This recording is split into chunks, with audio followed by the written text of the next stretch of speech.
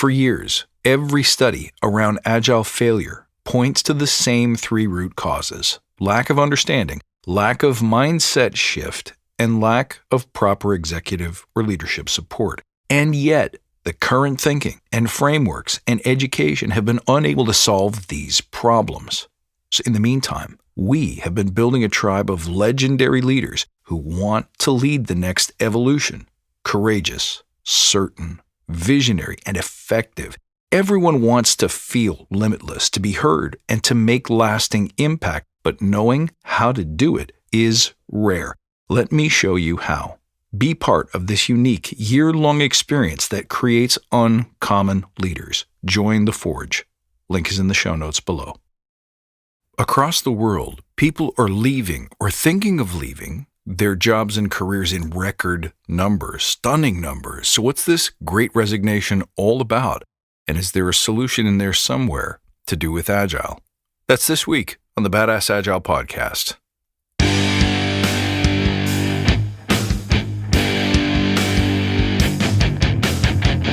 Greetings, team. Welcome to the Badass Agile podcast. I'm your host, Chris Williams.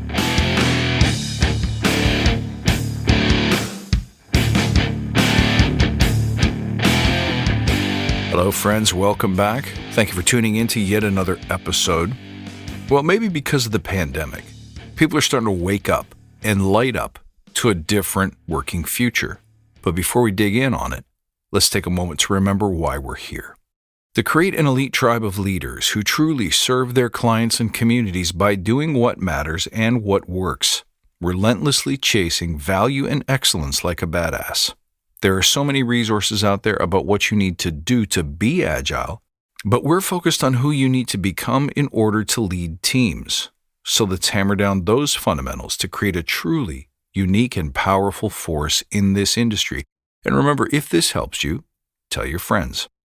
So as everyone begins to wake up and starts to see the light of a different future of work, it might be the case that for the first time, they're seeing what they had previously believed to be an unthinkable model of work, and they're seeing it as being actually quite possible and doable with almost no impact on productivity, but massive impact on happiness, contentment, and engagement.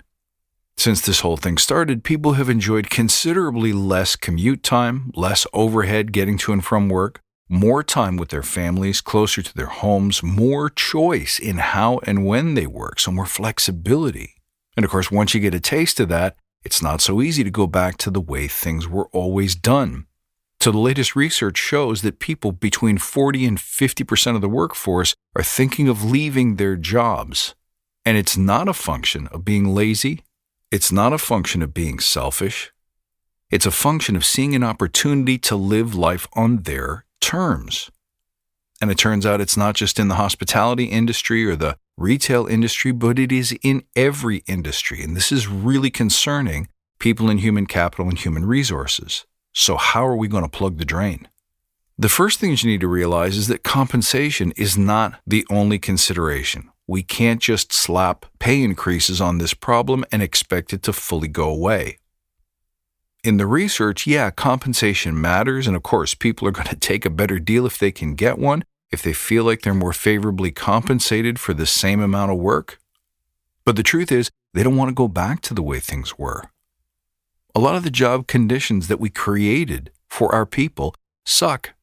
They don't work for them. It doesn't make them happy. They consider it a massive compromise to even think about going back to the way things were. So it's not just compensation. What could it be?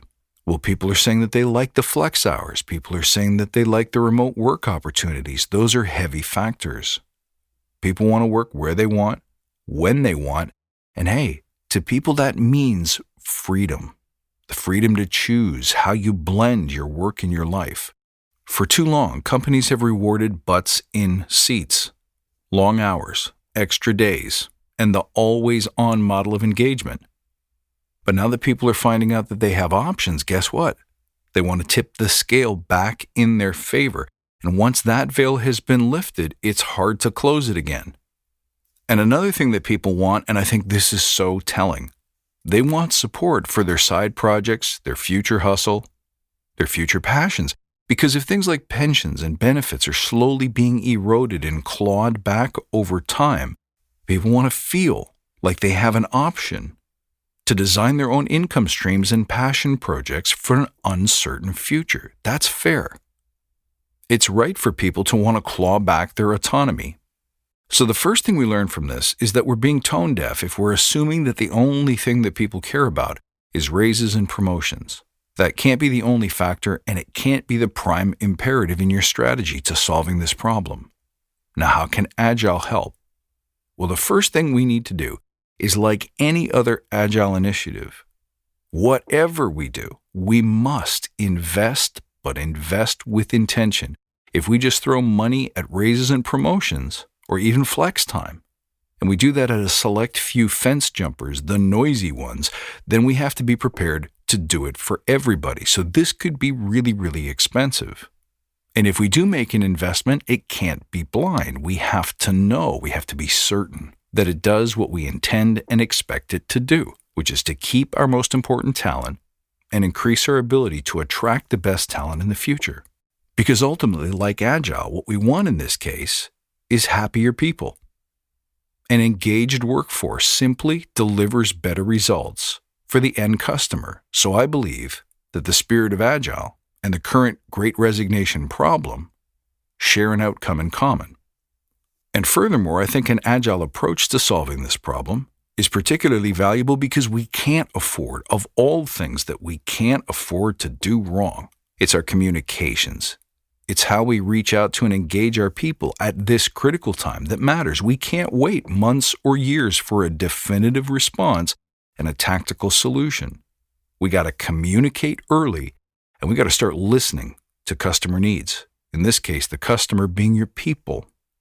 And once we've heard those needs, we need to implement experiments and proposals so we can start stemming the tide, because ultimately, we don't know for sure what will work and what won't. But the most disastrous thing we could do right now is to simply wait, ignore the problem, hope it goes away, or start firing arrows that are dipped in the wrong solution or the wrong mindset. Because if it isn't right, if it isn't genuine, if it's not authentic, and it's not valuable, people won't buy it. And it begins here. Leaders have to admit that the change is here, right now. It's time for an adjustment. It's time to acknowledge that people are your finest asset. Whatever we do, we can't treat it like a stopgap measure.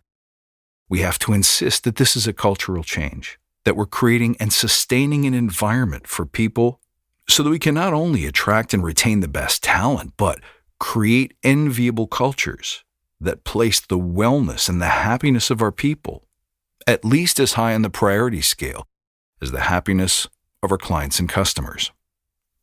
So what can we learn from Agile that we can apply to the Great Resignation? First, we begin with right intention. Then, we listen to needs and wants. We prioritize outcomes. We choose and prioritize experiments that we think might be likely to solve the problem. Remember, the future is not knowable. And in the face of an uncertain future, our best strategy is to intend well, prioritize, and leap.